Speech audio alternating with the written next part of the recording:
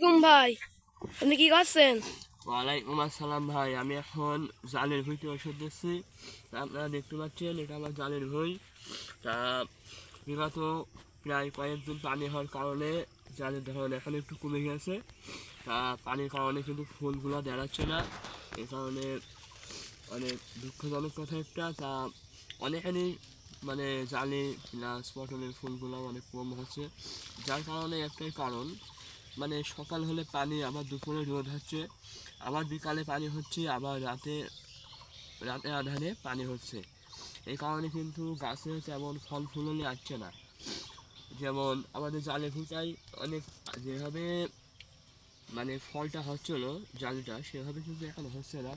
যার কারণে হবে কি করে ভাই, মানে জালি যে ধরবে তা ধরার আসার কোনো সময় আসছে না, যার কারণে পানি হচ্ছে সকালে, দুপুরে, সন্ধ্যাবেলা, রাত্রেবেলা। এই কারণে ফুলটা দাঁড়াচ্ছে না। আর প্লাস এই বছরে যাই হোক মাশাআল্লাহ অনেক আলহামদুলিল্লাহ অনেক খুশি।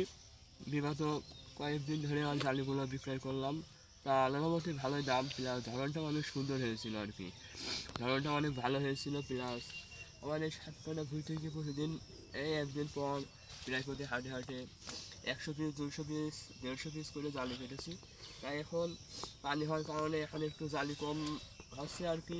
তার ইনশাল্লাহ আল্লাহ যদি ভালো করে, আল্লাহ তো সব কিছুর মালিক, তিনি যদি দেন আরও জালে আসতে পারে, অনেক ফুল এসে।